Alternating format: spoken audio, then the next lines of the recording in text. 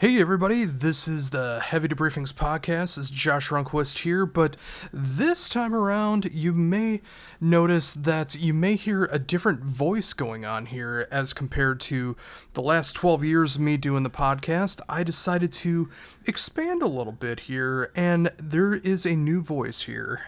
Why, hello everybody. I am the Metal Faerie, or at least that's what I'm going by.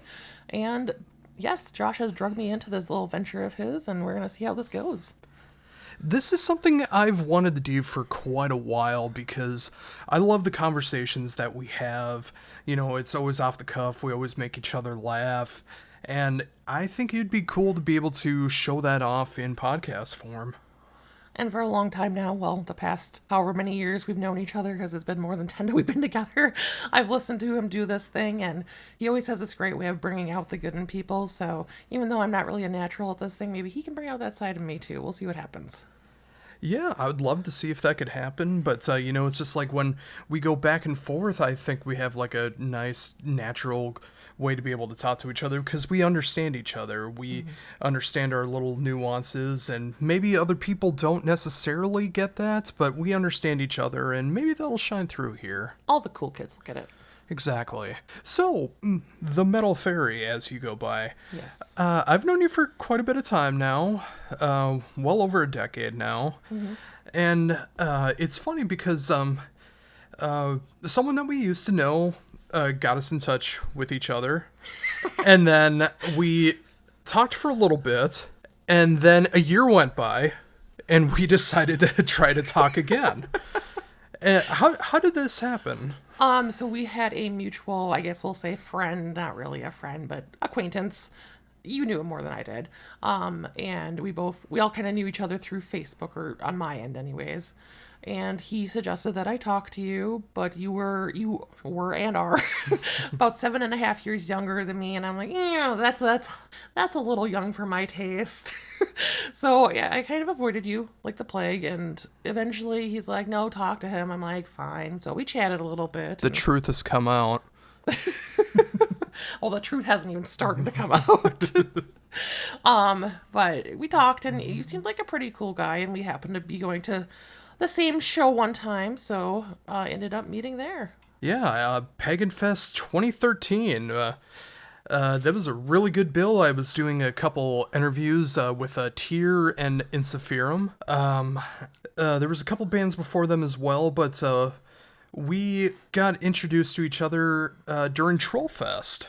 And I picked up a shirt. We got a couple stickers. I remember giving that to you, and we basically haven't left each other's sights for longer than a week ever since then. Yeah, pretty much.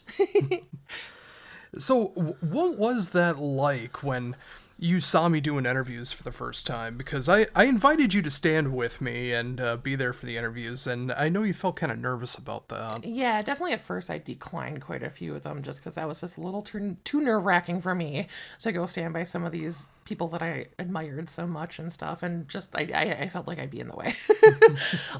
But at first I'm like, oh, there goes Mr. Big Shot doing his interviews.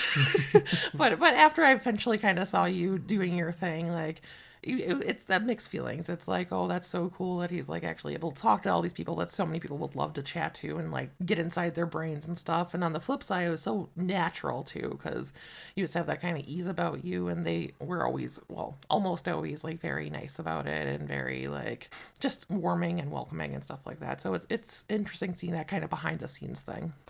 Oh, that's cool to think that you thought I was Billy Joel there, being a big shot there, but but no, I mean, a huge part of me was just like, okay, I got this business to take care of. I got to talk up the new Insiphirum at the time. I got to talk up the Tyr. Of course, one of your guitar heroes in Tyr at the time. And yes. To me, it was just like, hey, do you want to sit in for this interview? And for you, it's like, you're talking to one of my favorite guitarists, and you think I'm just going to be okay with it? And quite the stud, might I add.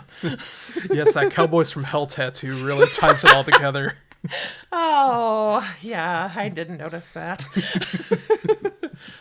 Oh, yeah. But, it was cool because, it's like I was watching you at the same time, and it seemed like you were Very, very nervous, but it seemed like you were enjoying yourself too. And then afterwards, we both sat at like the window area of Station 4. Like, for anyone that was never there, there was like one area where it was like where the concerts happened, and then there was a dividing wall with some holes in it for like window holes, and then there was a bar area, and we sat in the bar area and watched the window pretty much like, I don't know, like 10 feet away from the stage, and we got to watch Tear together, we got to watch Insafirm. It was a really good time. Yeah, it's definitely one of the best views from in the house, because there are some areas that are a little shady, shall we say.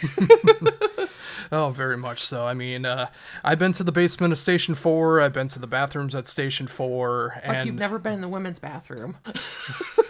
That is some Bloody Mary stuff going on in there. Like, the lights flicker, the doors wouldn't stay shut. Like, you didn't know what was going to jump at you. Oh, that does remind me of the basement at Station 4, where you had to go down these rickety stairs, and it was just like concrete. It looked like something out of Hostel. Hostel was based on it. Yes. And I remember interviewing Barney from Napalm Death down there, and they had a couch and a couple of plastic chairs. And we were thinking about possibly sitting in the couch, and then we saw there was a bunch of white stains and a whole bunch of like alcohol spilled all over, and I'll never forget him saying, "I'm not sitting on that bloody thing." It's mayo. It's mayo, yes. And we just sat on the plastic chairs and did that, but it was pretty creepy down there. It was pretty much like the VIP room back there, because the real green room of Station 4 was just behind the black curtain that they had, and it was nothing. They didn't even have tables there, but it was still considered the green room. The real VIP was in their tour van. Yeah, exactly. But yeah, continuing on from there, it's like after the show, we gave each other an awkward hug, because I think we didn't really know how we felt about each other yet. Like, you thought I didn't like you, I thought you didn't like me, and we really didn't know what was going to happen from there. But we decided to keep in touch afterwards. We did, and then we went to another show together, like a week later? Yes, Absu. And then the following week, we saw Sanctuary. Yes, much better. Yes, and it was right at that moment. They, of course, played their big song, Battle Angels, and I had my arm wrapped around you during that, and that's when I realized, like, hey, I think I want to keep being with her. And you found your battle angel. I found my battle angel.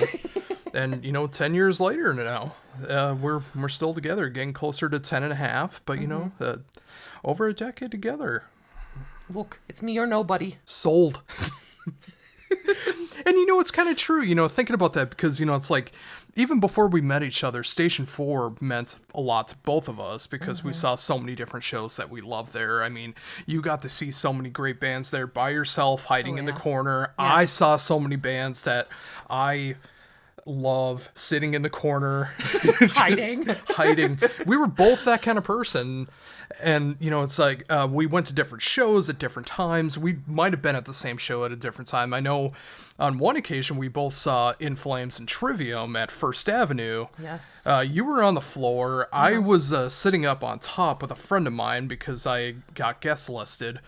And we were both at that show, but we didn't... I mean, we knew each other, but we weren't speaking at the time, so it was cool to have that experience. So. I remember two things about that show. I avoided the top because I saw I had coworkers up there, so I never would have crossed your path. And number two, somebody ran across the floor at one point and almost tore me to the floor. And I grabbed this random stranger next to me, and he's like, "Why are you touching me?" I'm like, "Because I don't want to fall." I never knew that. Oh yeah, that was a fun time. Oh. But it was a good show. Yeah. And of course, that was back before In Flames. They were playing the old stuff, but, several years later, they decided to say that they're going to go play some old stuff. Not the really old stuff, but they're going to play some older songs. Heaven forbid. And, kind of my love of In Flames kind of went up in flames when, it's just like when you decide to crap all over your back catalog, and then you realize that playing your back catalog is what's going to make you money, and that led to the new album. Well, and crapping over your old catalog is crapping over a lot of your fans. Exactly. So, obviously we met each other, we talked to each other, a lot of inside jokes that happened from the beginning, like meeting you in 10 minutes. Yes. And stuff. But, obviously from the mutual acquaintance that we had, he referred to you as being a power metal and folk metal girl. Was that a fair representation of you at the time? I think there were a couple other terms he threw in there, but Hey, I'm being nice here. that is definitely a chunk of what I listen to. But yeah, I mean, kind of my history with music. Growing up, I was a huge glam metal fan. I loved glam metal from early on because my brother's 10 years older than me, so when he was forced to hang out with me as a little child, he would just watch MTV with me, and that's how I grew to love it. Then in kind of my college days, I kind of went through a little bit of a punk phase. I majored in sociology, so it's kind of with the course.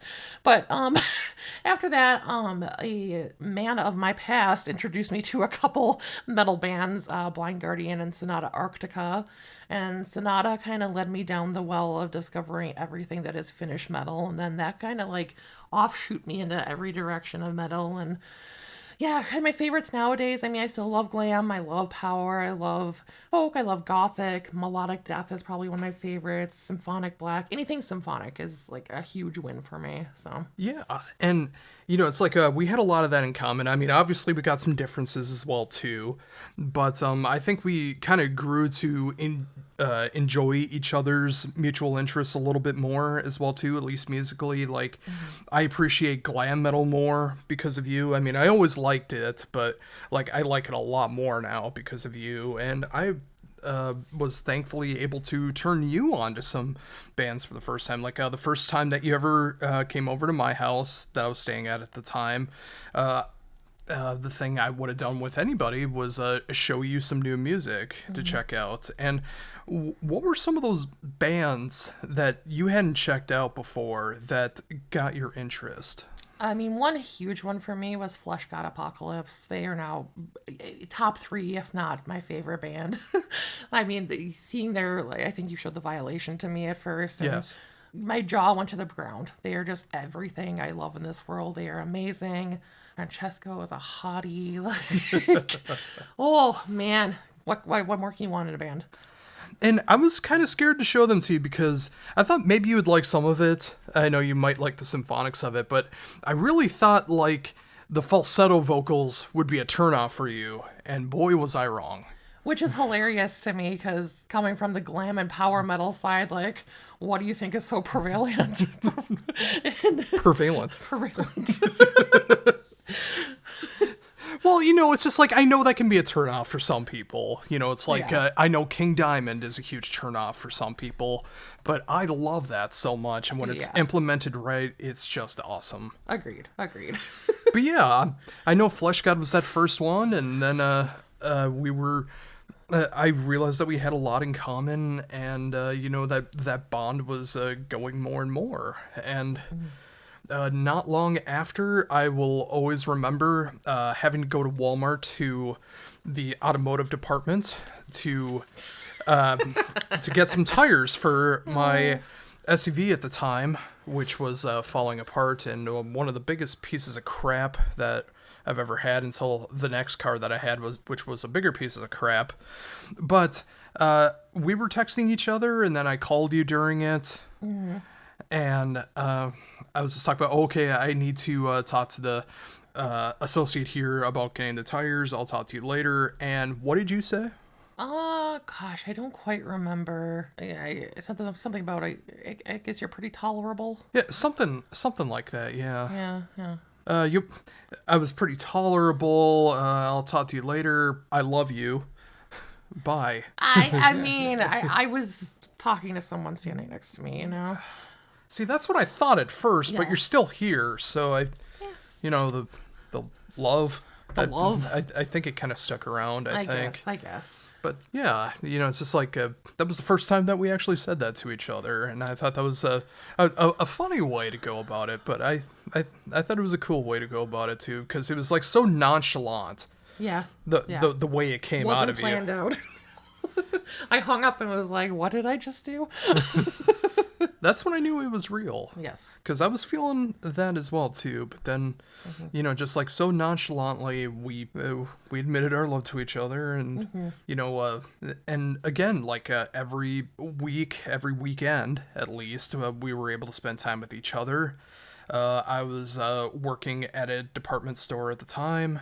You were also working at a somewhat competitive department store in some ways. Some way, shape, or form. Yeah. And, it's like we both knew department stores, and we could relate in some way, shape, or form. So we had that. We had music. We also had some other things in common as well, too. Yeah. I mean, we're both nerds overall. I mean, kind of run the gamut with that. Movies, TV, kind of everything. We kind of enjoy a lot of the same stuff there. Although I would say when we first met, some of my knowledge wasn't where it is now, but you definitely helped me along the way with that as well. And it goes the other way around too, because like especially with horror, like you reinvigorated my enjoyment of horror. And, there's still some genres I'm not really big into. The found footage stuff, like, I can feel a little sick sometimes. I also feel like a lot of it is a little too, for me. Ghost ones in particular, it's like it's hard for me to really get scared about that. But when we are able to find something campy or some kind of slasher or some other kind of horror stuff, that we've watched a lot of horror stuff over, especially the last few years. We've been enjoying a lot of horror lately. It was cool seeing someone who grew up with that and being able to get your perspective of it, getting my perspective, and then being able to enjoy new stuff together. Yeah, I mean, I've been a huge horror fan my entire life. I kind of had those parents that didn't really monitor what I watched. Thank goodness, because they knew, I mean, I could handle it and stuff, and it's not like I went with anything too crazy most of the time, anyways. But yeah, I loved horror from the beginning. Like, I remember being a little girl, and one of my friends and I watched Dolly Dearest, and we were like, saying how Dolly Dearest was our friend now, and just random stuff. But yeah, I've grown up with it. I love everything in the world of horror, the bad stuff, the good stuff, and everything in between. So it's fun to continually kind of drag you into more of it. So what are, like, at least just give like a couple examples, like what kind of horror or favorite horror movies or slashers or whatever, what do you like in horror? Yeah, I mean, I definitely have a huge soft spot for like 80s kind of camp, like Nightmare on Elm Street 3, Dream Warriors in particular is one of my absolute favorite movies. Candyman, I love a good movie that has a deeper meaning too, which Candyman, the original and remake, both have that entwined with it. I love Italian horror. Dario Argento is just amazing to me. Yeah, I don't know, everything across the board. Yeah. And tying that back together with the music aspect of it, one of the coolest concerts I think that we ever went to together was seeing Suspiria with Goblin doing the actual soundtrack to the movie. Not just if you pick up a record or a CD or whatever and just playing the songs off of it. They played the actual score of the movie along with the movie, and we got to see it on a huge screen. Unfortunately, we had to sit on the ground as the promoter decided not to have any chairs or couches or anything there. Oh no, he had a couple couches, but you had to pay VIP for that. Oh, my apologies. But yeah, we had to sit on the concrete for a lot of it, but it was still so cool seeing Goblin do one of your favorite movies. Absolutely, that was amazing. Like that was one of my favorite movies, like all growing up and stuff. And again, like just seeing it live with the music is amazing. And they are now on tour again for what movie were they doing now? Demons? Yeah, I think it was Demons. So which that would be a fun one to go to, maybe. It would be. So if you have a chance, go see them because it's amazing. Couldn't agree more. So, also going with that, it's like I mentioned, seeing Suspiria with Goblin. Like, what have been some of your other favorite concerts that we've been to? Oh gosh. Definitely been to Prog Power a couple times, and was the first time we went, we saw Falconer do their absolute last live show ever, and I love Falconer. If you don't love them, you should. And a side note to that, I did their very last in-person interview with the whole band. I get to have that accolade to it. I think that's pretty cool. But Absolutely. Yeah, keep going. They're just amazing, and in particular, they did a few acoustic versions of a couple of their songs, and cried like a little baby. Like, Matthias has like one of the most beautiful voices ever, and it was just one of the most perfect things ever. Also at Prog Power, seeing Evergrey do an acoustic set. Tom he has such passion in his voice. He is one of my favorite vocalists of all time. Evergrey is one of my favorite bands. Like, they're just amazing, and seeing them do the acoustic set, and we were front row. We even got caught on a couple pictures from the Prog Power site, which are mouths wide open. Oh, we were singing along. That's what was going on. Yeah. Yeah, and then I vividly remember like screen capping it. You see me in my Testament work shirt, my Black Crown Initiate shirt, and my mouth is just agape singing along. It's just like I just look like I'm entranced. I was just entranced. Yes, for sure. And of course, in Tom England fashion, they ended the set on the most positive song of their whole set, "Wasted Years" by Iron Maiden. It brightens you up. One other favorite one I would say is we saw Flesh God Apocalypse and Winter Sun before all the Yari BS. Whatever do you mean? At a children's theater in Wisconsin. Was Eau Claire? Yeah, Eau Claire. Mm-hmm. It was one of the only times I ever saw you tipsy. Yeah, they had free beer, so, you know. And I don't like beer. Let me point that out. I do not like beer. But I was thirsty. It was hot. It was a great show. Starkill, Arsis, Flesh God, and Winter Sun. And yeah, like you mentioned, it was before all the stuff with Yari and all that stuff. They were promoting Time at the time. But yeah, seeing that in seeing Flesh God in a children's theater just felt so appropriate. And it was a really fun time. And, it was a bit of a trek, I know, for you, going from your hometown to Eau Claire back to where I was living. Yeah. Yeah, like, it was a bit of a trek, but it was a lot of fun. For sure. Seeing Flesh God in a theater setting, even though, we were standing, there was no seats or anything. Like, it was just perfection seeing them on that kind of a stage. Oh, definitely.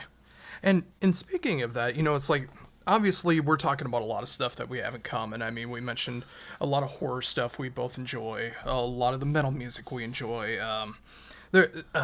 We both love adult animated cartoons. That's like, we fall asleep to King of the Hill every night lately. We love BoJack Horseman, one of our favorite shows. Mm-hmm. There's a lot of things that we enjoy together, and I know we'll be getting into that down the road if we keep this up. But we also do have some differences as well, too. Oh, for sure. On the movie side, you already kind of touched on it, but I'm definitely more into horror than you are. But you definitely have a very old soul about you. Like you before he passed away, you used to watch or listen to the podcast from Gilbert Gottfried. Gilbert Gottfried, sorry.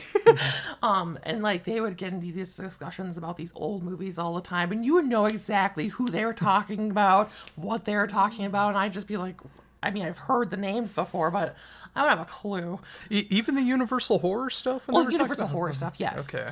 But like the other movies they would talk about, and you would just be laughing along, like, I don't know. It was just hilarious. Oh yeah, I loved that podcast, and I was so sad to see that he passed away. But yeah, like the Marx Brothers and the Three Stooges, yes. Mel Brooks, like I know all that old stuff from growing up watching cable TV as a kid. AMC used to have like Three Stooges marathons all the time that I would watch, and it's just a kid of my age, just like growing up watching the old stuff before they started bringing in the newer stuff at the time. So that's what I grew up with. Yeah.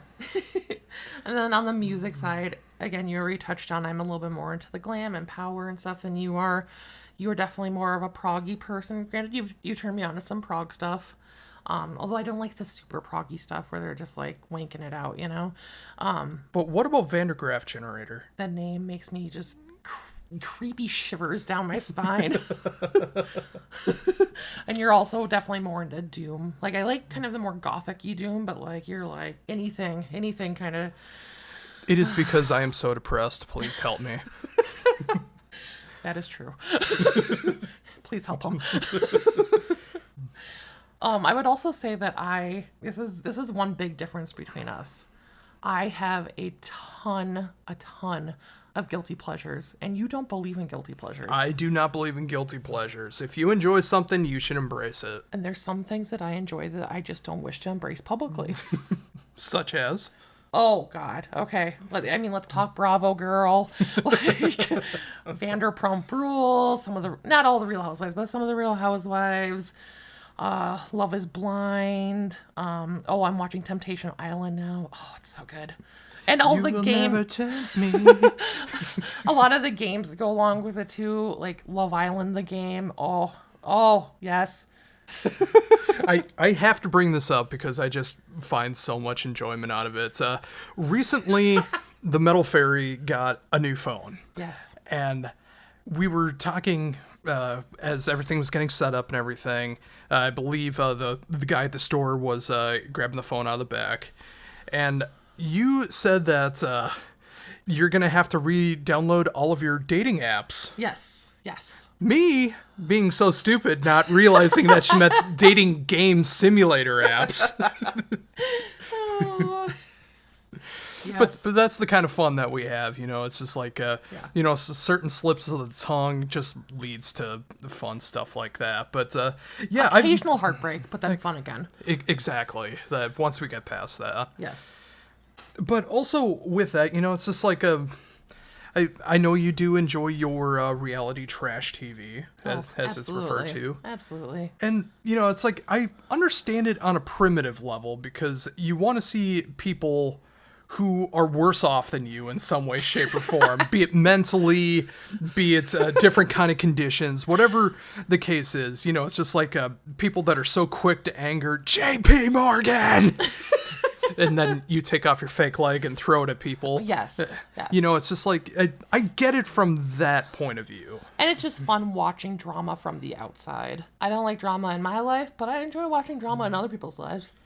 Which is so surprising that you're still with me, because I've been through a lot of drama in my life. And I've enjoyed watching it. I mean, sometimes you've gotten sucked into it, was the point I was going to get into. Absolutely. But, I'm still amazed you're here. I'm still amazed you're with me through all of that. With all the stuff that I've been through physically, mentally, emotionally, and things that were thrusted upon me in some way, shape, or form. Being in a band, or being in multiple bands with when you were with me, and being one of the only people to stick up for me during those hard times. Absolutely.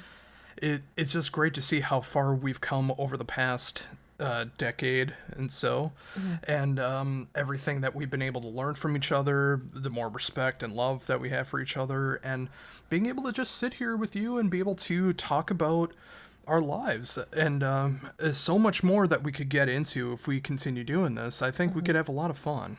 For sure. I mean, I've seen a lot of different things play out in your life, good, bad, and everything in between, and through it all, I've seen what a good guy you are. So that's what makes me stick around. Well, that means a lot. Thank you very much. Of course. And now that we got the intros out of the way, getting to know each other, and you getting to know the Metal Faerie a bit more, let's get into what I really want this podcast to be about going forward, which is stuff that is currently going on, stuff that we've been enjoying lately, things that we're going to be enjoying down the road, all of that kind of stuff, like from music to TV, movies, games, all of that stuff. And I think we should start off with music, and I've been kind of leading the charge right now, so I'm going to have you start it off. And what is some music that you've been enjoying lately? Yeah, so kind of really to this year, I kind of went with when I was thinking about what I wanted to talk about here. One of my favorites this year has definitely been Enforcer. I mean, they're just such the amazing mix of like 80s metal and just... Well, they definitely live the persona, I will say that. And I loved your interview with him, especially when he stood up in his underwear. His banana hammock. His banana hammock. But no, they're so fun. They're just a fun band to listen to, but they're like really good, really talented at the same time. So it's such a good vibe. Maybe not the best pairing with Niall for a show, but you know. No. That was terrible. I've also really been enjoying the Host album. And who is Host? So it is the singer from Paradise Lost. What's his name again? Oh, Nick Holmes. And I forget who else. Gregor McIntosh, guitarist of Paradise Lost. Yeah. But it definitely takes kind of a slice of the Paradise Lost history and kind of puts it into a new band of sorts. I'm a newer fan of Paradise Lost. Like the past year or two is when I really started getting into them, and they've become one of my favorite bands now. I absolutely love them. Yeah, it was Obsidian is when you started getting into them, the latest Paradise Lost album. Yeah, that album was absolutely amazing, and then I just kind of went from there and kind of discovered their background as well. But Host is such a cool mix. I mean, it's kind of got dark vibe, but it's kind of got poppy elements. It's got so much like in it. It's really enjoyable to listen to. I would say that I've also really been loving the new Kalma album. I love Kalma. I've been a longtime fan of theirs, and I feel like this album is so good. It's just such a good mix of like that harsh aggression and that clean stuff, and it's so good. I heard that they have their first ballad on the new album as well. There's a ballady number on there. Yeah, it's a beautiful song. So, I'll say that. Been loving the new Night Demon. I know that's been out for a while, but this year, I should say. Also love Dark Flood, and I've been really enjoying the new Dead in Finland as well. Yeah, it's definitely some good variety there, from like the classic heavy metal sound to melodeath, what Host is doing, the alternative dark wave gothic kind of feel. I mean, it's some good varied taste you got going on there. I agree, thank you. How about you? Definitely Night Demon. I still think that might be my favorite album of the year so far. I love the horror aspect of it. I love that it's a concept album. When we first heard it, as one of the benefits of living with me is you, by proxy, get to hear some promos ahead of time. Yes. And we actually heard this album ahead of its release because I did an interview with Jarvis, and when I first listened to it, I did not know what to think because it was a huge departure from the previous albums. But by the end of it, I loved everything about it, and I love the new direction that they're going in right now, where instead of just being like that classic heavy metal, speed metal sound, they've just become a metal band, and it's just so cool to see that. Yeah, definitely the Host album as well too. Getting my dark rave on. If I had the glow sticks, I would be doing the dance. Yes. As well with that. Death of Giants is what I call the saddest album of the year.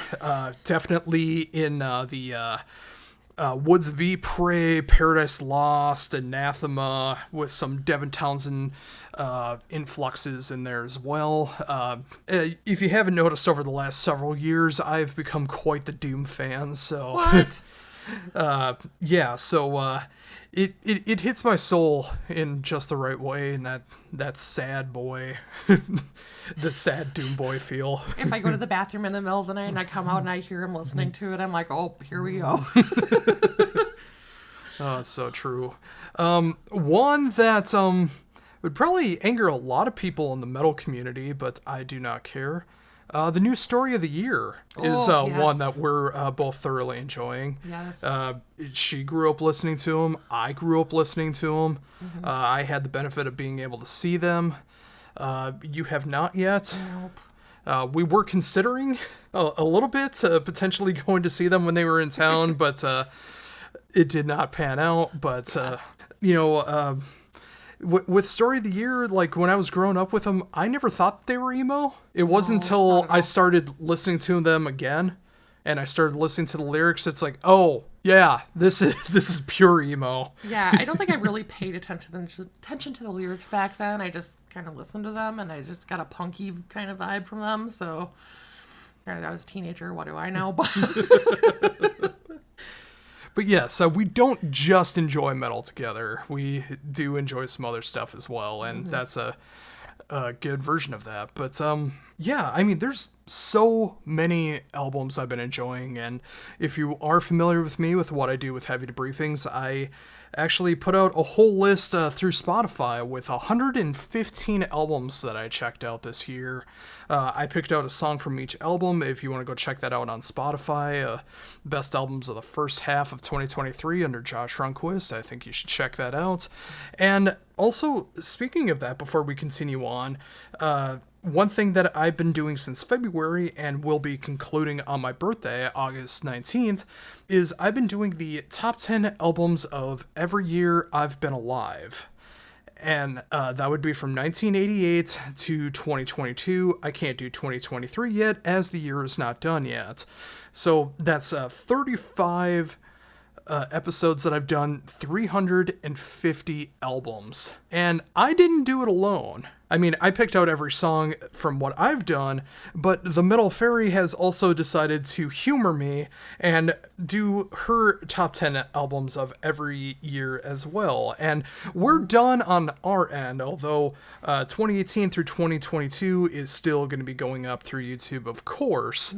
But we have been going back and forth and talking about the music with each other while I'm gaming.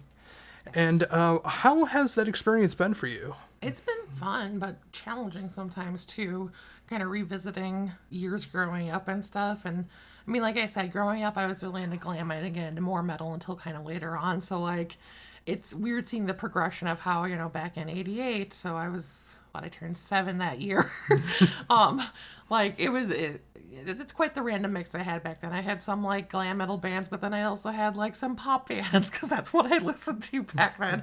And then occasionally there'll be one that I've like realized that I liked since then. So like Halloween.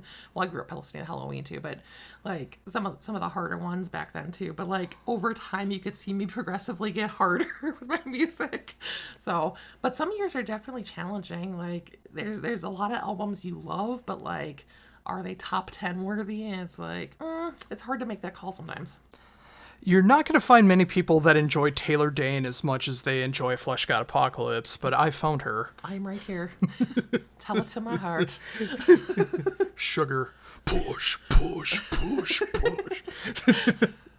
But no, it's that's been one of my favorite things that we've done this year is going over our music histories like that. And you know, just between us, I might go from like 81 to 87 just to cover her whole life as well. We might just do that in spare time. But yeah, I thoroughly enjoyed this, and it was great seeing like all the music that you picked out and stuff. And it's also going to be fun because we're also going to be doing our top 10 albums of all of those. So what are the top 10 of 350 albums? Yeah.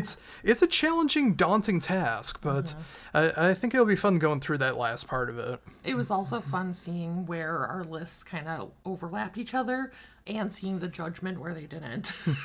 Yes, you may not believe this, but despite the kind of music that she loves, I mean, she can appreciate some great 80s pop, she can appreciate some symphonic death metal.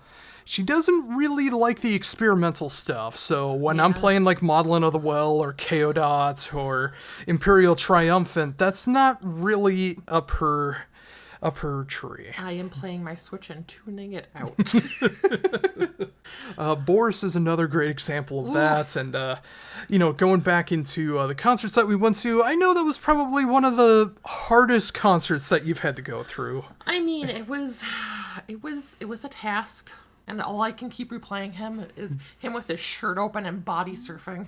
Yes, the drummer of Boris, at the end, he had his little noisemaker thing. As the last song that they did was one of their noise tracks, which I'm not a huge fan of. I love it when they play actual music. But the drummer has like this little noise machine that he had. He ripped open his shirt, showing off his chest, and then he stage dived into a very small crowd that was there. But he was enjoying every single second of it. Oh. All right, so that's some of the music. You know, of course, we've gone backwards, and some of the stuff that we're looking for, or from this year that we've been enjoying. Is there anything that's coming up that you're enjoying in the music world? So a couple things that I just noticed in the past 24 hours. I saw earlier today that Mercenary has a new single out. I haven't listened to it yet, but I'm super excited to hear that. I also saw yesterday that Stream of Passion apparently is still running, because I knew they had called it a few years back or so, but I'm excited to hear that as well.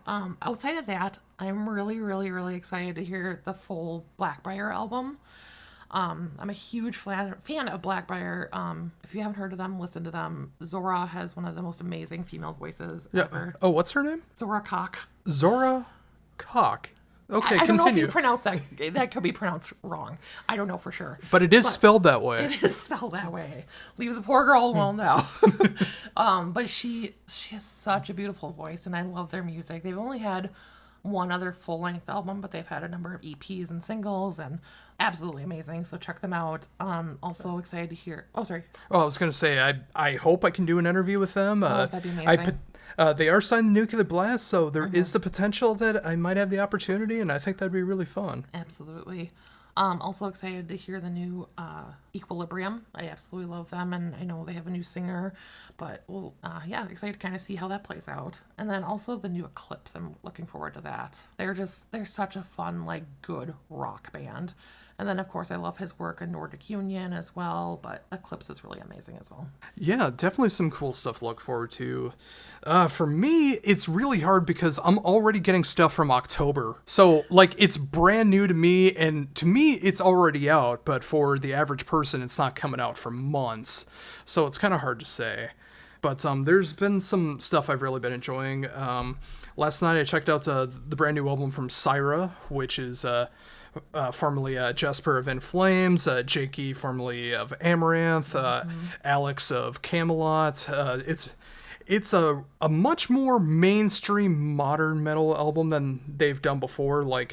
Particularly on their first album, there was a lot of In Flames worship, obviously, because Jesper wrote their best riffs. Let's face it.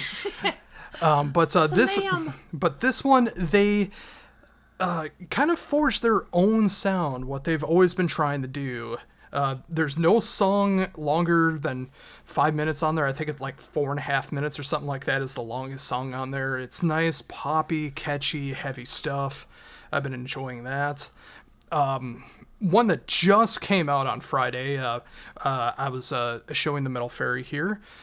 Recite the Cynic, going back to Falconer, which is Stefan Weinerhall, his brand new duo project, which is a mix of a modern metal, synthwave, and a little bit of power and folk if you kind of listen for it, but it's not really the main focus.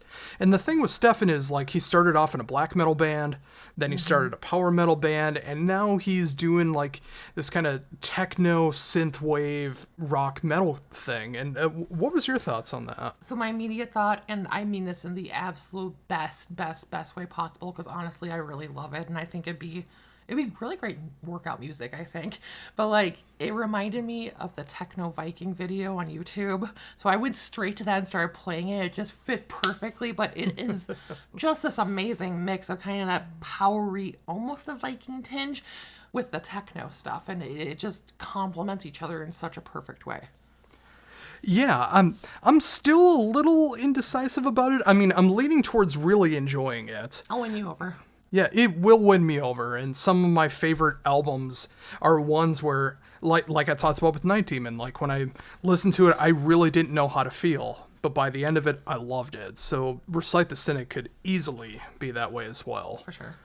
So, yeah, I mean, of course, there's so much new music that's going to be coming out, and I'm glad that you remember so much of it coming out. I forget until I start doing interviews for some of the bands, because there's so much to catch up on. It's true. But, it's not just music with us, No. and we have a lot of stuff that we do enjoy together, and one passion that we both have through the highs and at least over the past almost year or so, a lot of lows, is something that I showed the Metal Faerie a meme of back in 2016, 2017, something like that.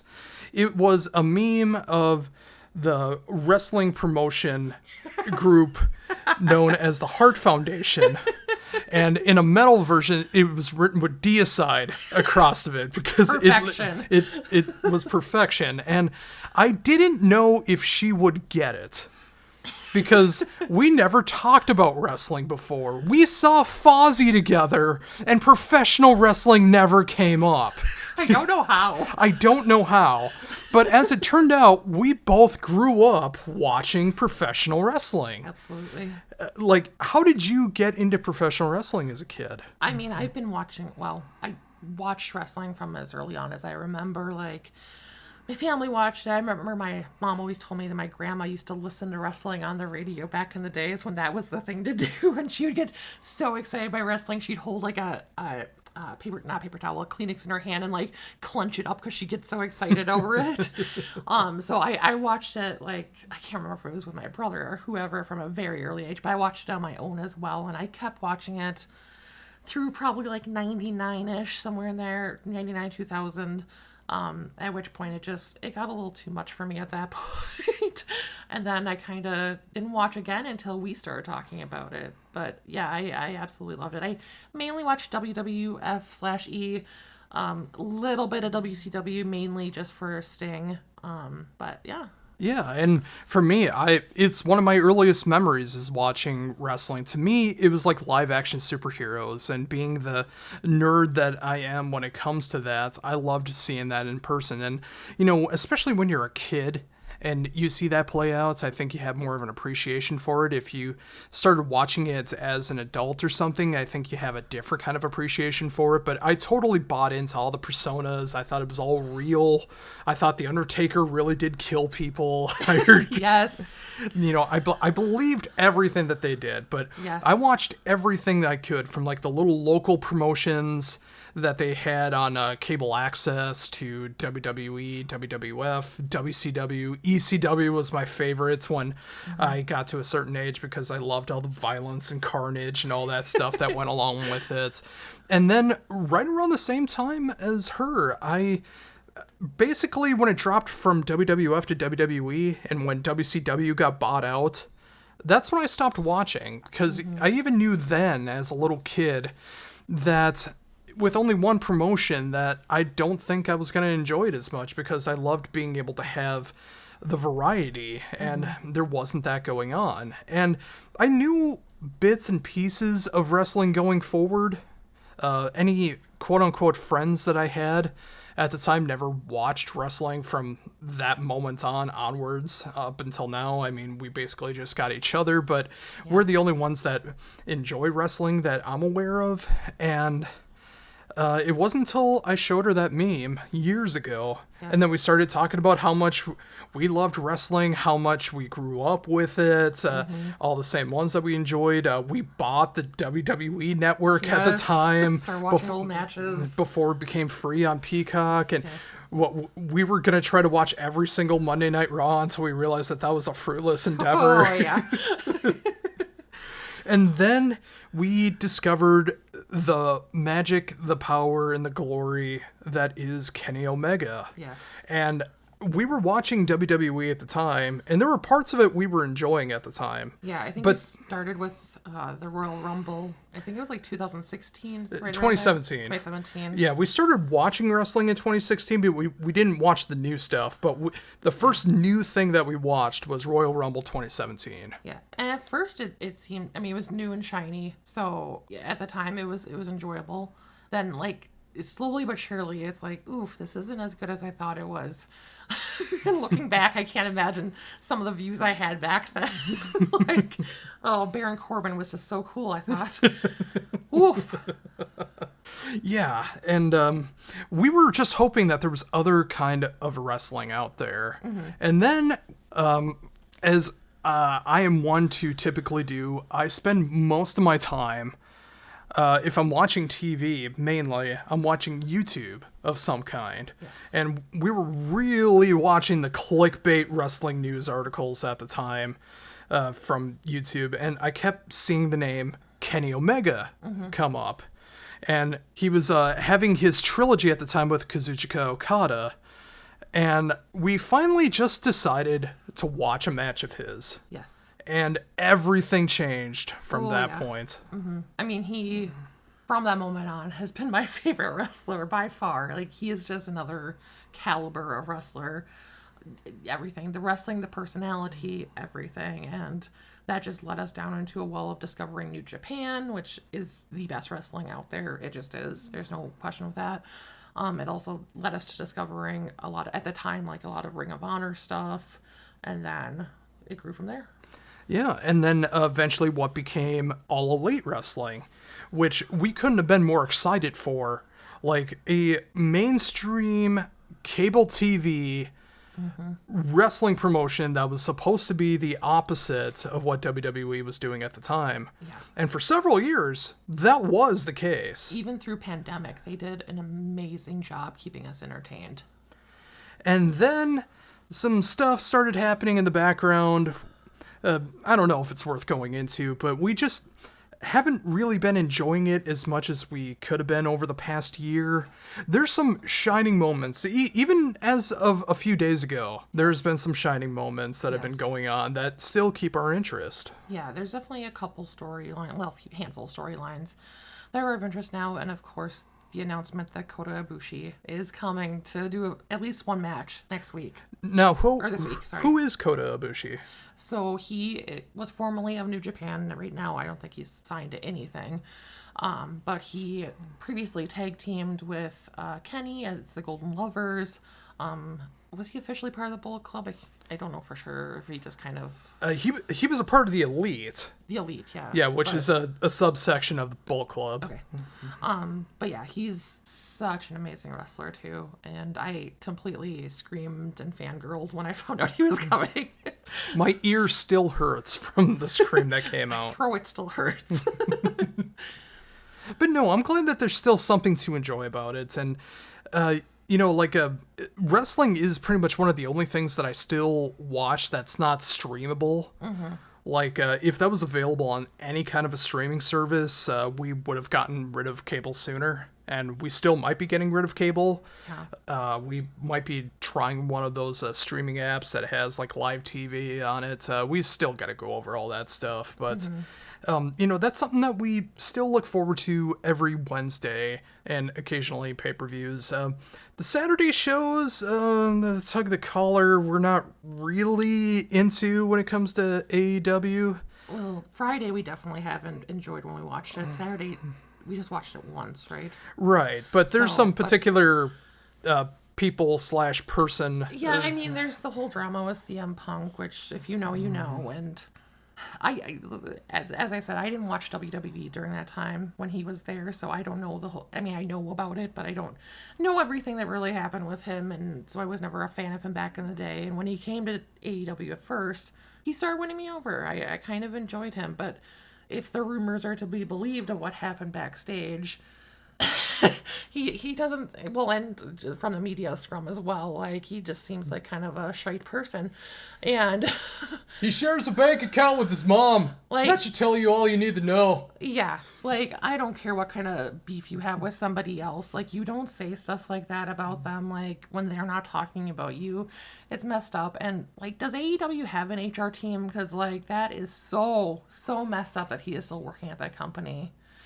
But I don't know. It's just it's a whole lot of mess, and I just don't really like supporting people who don't seem to be good people. But I don't know. But all of that said, if we continue to keep watching AEW, when pay-per-views come up, I think and we keep this podcast going if you're still enjoying it, I think one fun thing to do, we do this with each other every single pay-per-view. We go through our match predictions and what's going to happen. I think that would be fun to do on the podcast. I think so too. Yeah, I think that'd be pretty cool to do. So yeah, that's music. There's wrestling. Let's talk about some other entertainment stuff going on. Okay. Gaming, how about? Gaming, yeah. What have you been into this year or lately? Whatever you want to go. For about a month and a half, I've been playing Fallout 4, which has been a lot of fun for me.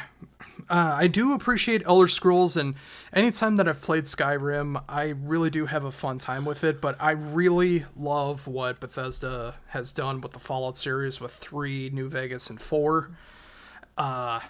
Yeah, it's just like it's like Skyrim with guns and radiation is the best is the best way to describe it. And old-timey music, which is fun to listen to. And you have a very soft spot for the old-timey music, being the old school country or the rock and roll. Yeah, I love 50s music in general, and growing up I heard a lot of like older country because one of my uncles was in, well, two of my uncles were in bands, but one of them was in a like older country rock band, so heard a lot of that growing up, so it just has a little near and dear spot in my heart. And that won her over, and at some point I want with her, she's not big on playing on TVs. I get kind of motion sickness pretty easily. Those warnings at the beginning of the games are for me.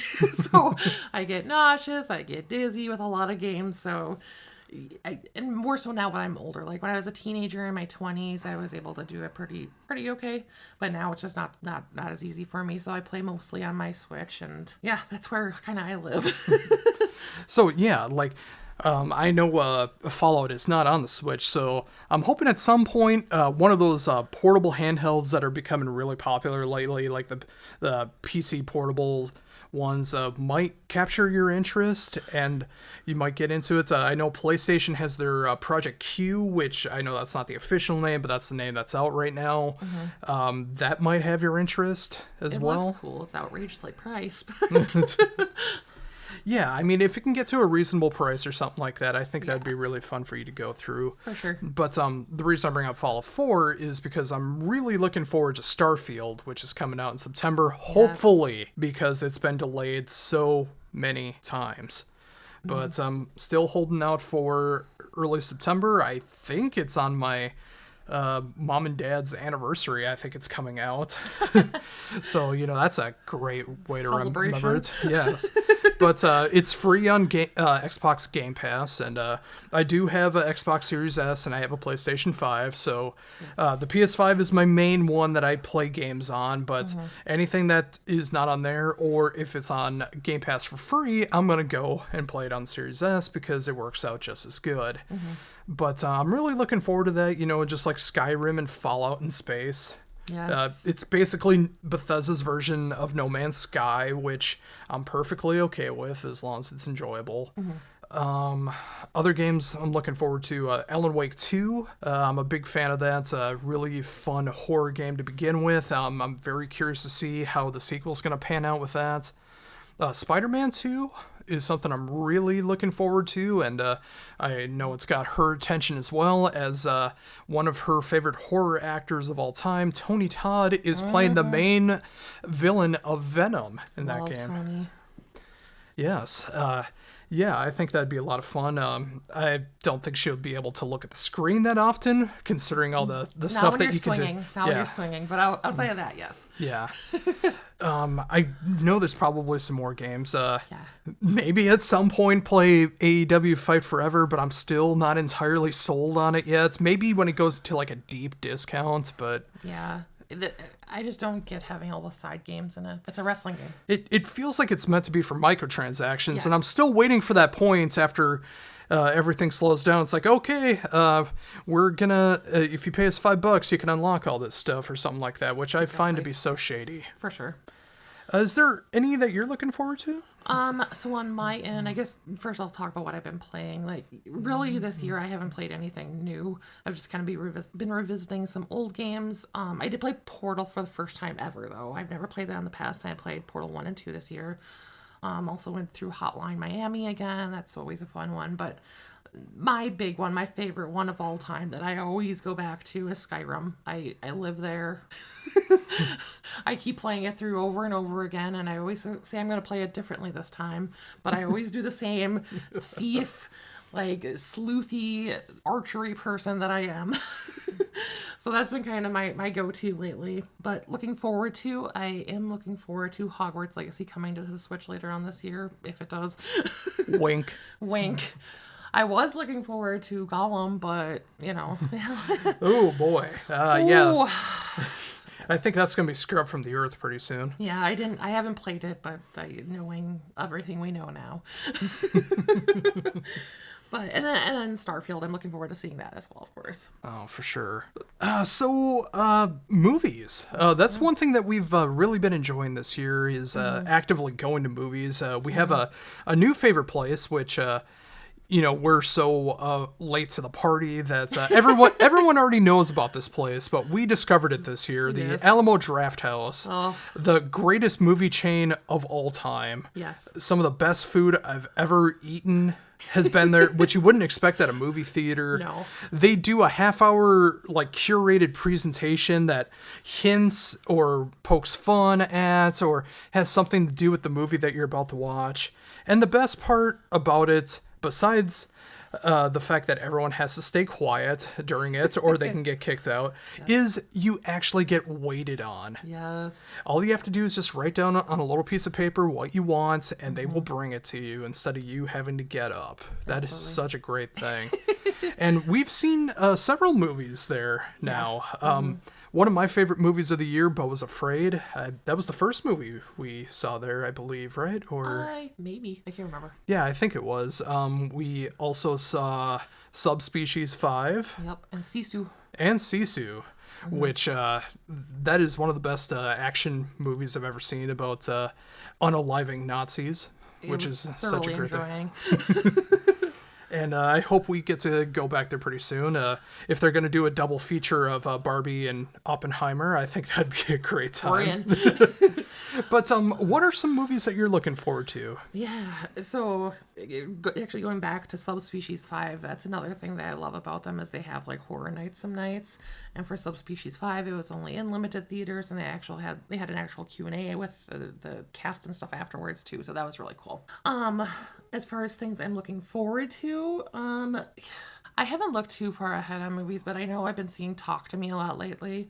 I'm really excited for that one. I think that one looks really cool, so I'm excited to see that. A24 does put out some of the best movies out there. I know a lot of people think that they're overhyped now, but I think that their quality of horror movies is spectacular. Absolutely. Yeah, that's the only one I could think of looking forward, but some other favorites from this year too I got. Megan was amazing. It has that campy... Oh, sorry. I was going to say, we should warrant that. We saw the unrated version of Megan. We did not see the PG-13 version, so that version could have sucked for all I know. Yeah, it might have. But it has that campy kind of doll horror vibe, but it's also just very smart. Her playing piano to toy soldiers was one of my favorite moments in cinematic history. And then in the credits you hear toy soldiers again. Yes. Renfield also was an amazing flick. The part Nicolas Cage was born to play is Dracula. Oh, yes. And it's so funny because, when you're watching the trailer, you really don't know what kind of movie it's going to be. I mean, obviously, it's going to be some kind of horror. But when you go into it and you see, the body explosions that happen into it, you would have no idea there was anything like that from just watching the trailers. No, not at all. My mouth was agape from just stunned, and then I could not stop laughing when I just seeing all the blood and gore, over the top that should not be there. Yes. So how about you? What are you looking forward to? There is that new vampire movie that's coming out. Yes. I'm totally forgetting the last of the... Is a vampire. The last of the Oneater, or... I can't remember, but I know what you're Demeter? talking about. Yeah. I think it's Demeter, Last of the Demeter. That one looks really interesting to me. It does, yeah. I'm kind of blanking out right now. Isn't there an Exorcist remake coming out too, or something along those lines later this year? Oh, that might actually be put on hold because of the whole Writers Guild, and now the Screen Actors Guild is on strike as well too for the first time since the 80s. So we're going to be getting a lot more of your trash TV now because we're going to get a lot more AI programming and reality TV where it requires no writers and no real actors. Hey, they act perfectly. So And speaking of that as well, too, since we're talking about TV, this year has been a good year for TV. It has. Our collective favorite show, I know it's potentially my favorite show of all time now. Yes. Maybe I'm overhyping it, but No, I you're don't not. care. The Last of Us. Absolutely. That is probably the best show ever created. Even if you don't like or haven't played the game, it's an amazing show. Yes, and they do make some little changes, and there's one huge change that happens in episode 3, which is probably the greatest single episode of a television series I've ever seen in my entire life. It's also the best love story ever told. And the less you know about it going into it, probably the better. Yes. But obviously it is based on the 2013 game from PlayStation and Naughty Dog.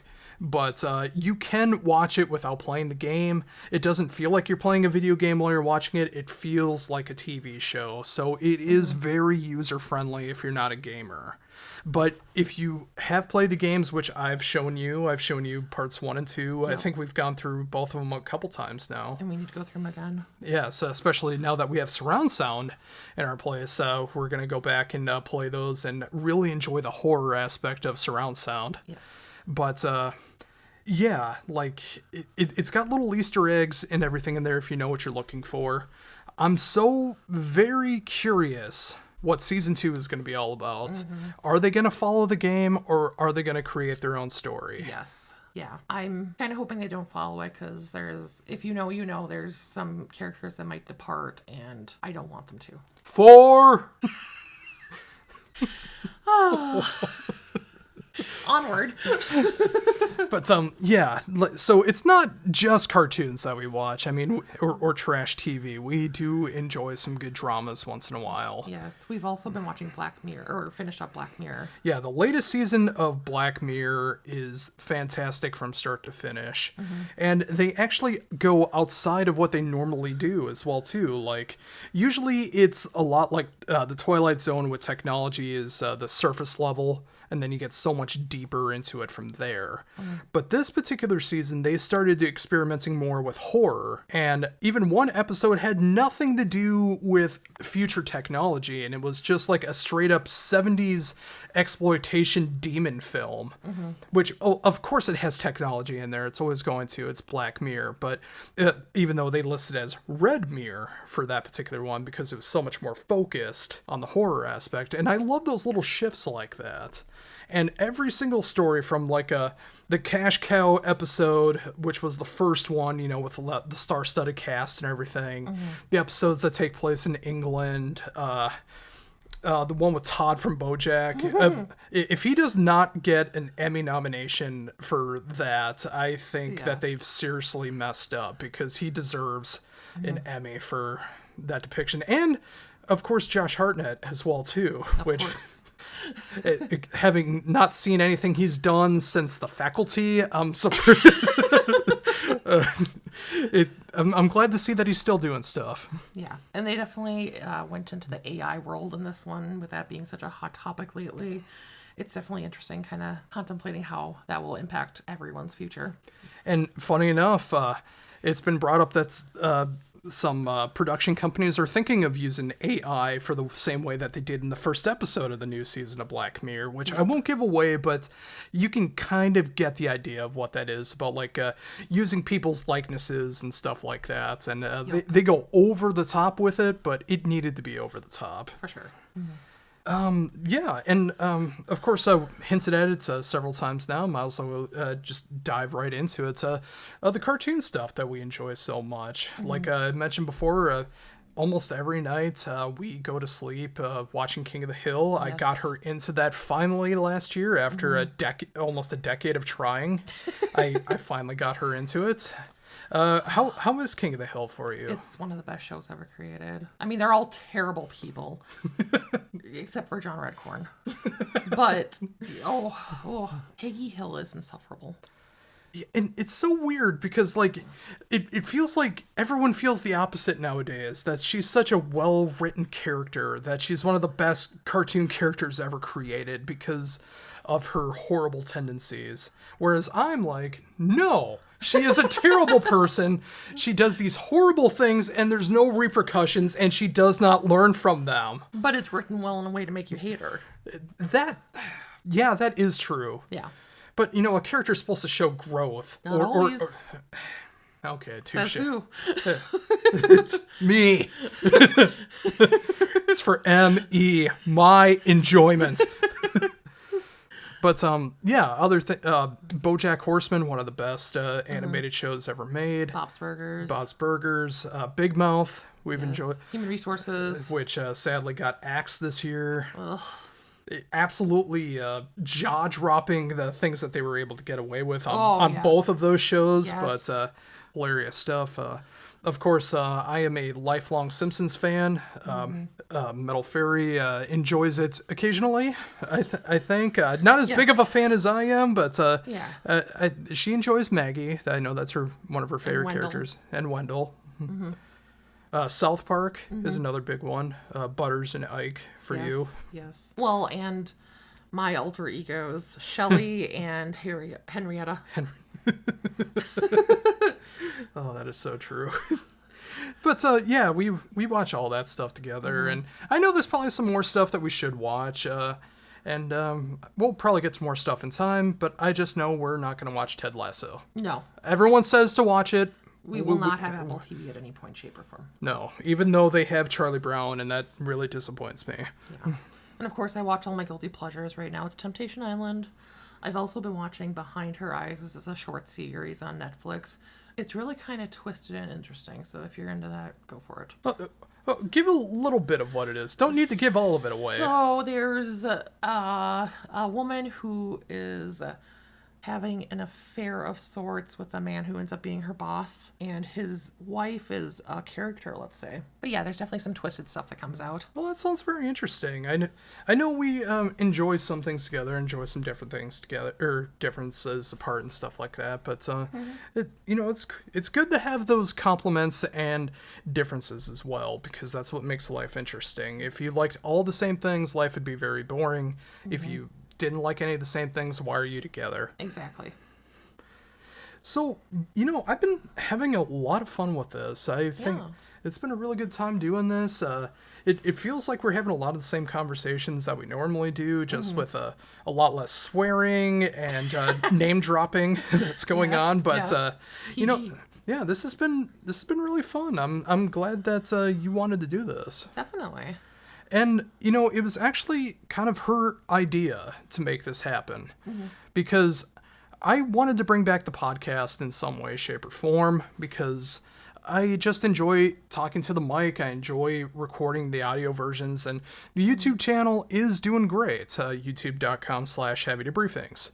I enjoy making the videos. I've been doing that pretty much all this year, a little bit of last year, and that's been going great, but I still enjoy just talking into a mic and just airing my thoughts out like this. And it's gone through many different versions over the years. It's like, it's been on internet radio, it's been on AM, it's been on FM, it's been on different podcast systems, it's been on my own podcast system.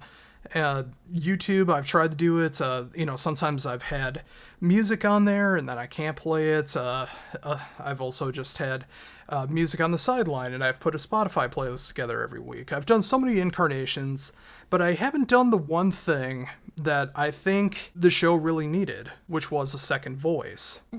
And when I talked to you about this, about potentially bringing it back, what did you say? I can't remember. Well, it was more along the lines of, don't go back to what you've done before. Yeah. Mm-hmm. It should be different. You should talk about like newer current stuff that's going on. Don't air the interviews that you've done, because just put them up on YouTube. Yes. And just keep having those conversations. Yeah. And then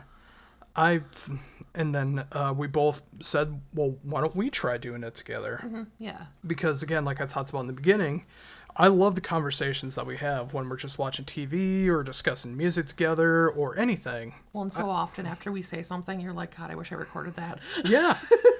And now we can finally do that. Exactly. And I've had an excellent time doing this. I well. hope you've enjoyed it as well. I have. Is there anything you want to say to close things out? Just don't be afraid of your guilty pleasures. Go for the gold. Or just get rid of your guilty pleasures and just enjoy the things that you enjoy. So, yeah, with that, that was the Metal Faerie. This is Josh Rundquist for the Heavy Debriefings Podcast. Make sure to check this out wherever it's going to be uploaded. I'm not sure where, when, or how that's going to happen. I really like the way this one turned out, so I think we might air this one. Yeah. I thoroughly enjoyed it. Me as well. But if you want to keep up with Heavy Debriefings, social media, it is Facebook, Instagram, YouTube, and Threads, all at Heavy Debriefings. And of course, heavydebriefings.weebly.com for all things Heavy Debriefings, including almost all near 900 interviews that I've done so far, links to everything, and so much more. And until next time, for the Metal Faerie, this is Josh Rundquist saying, see ya. Toodaloo.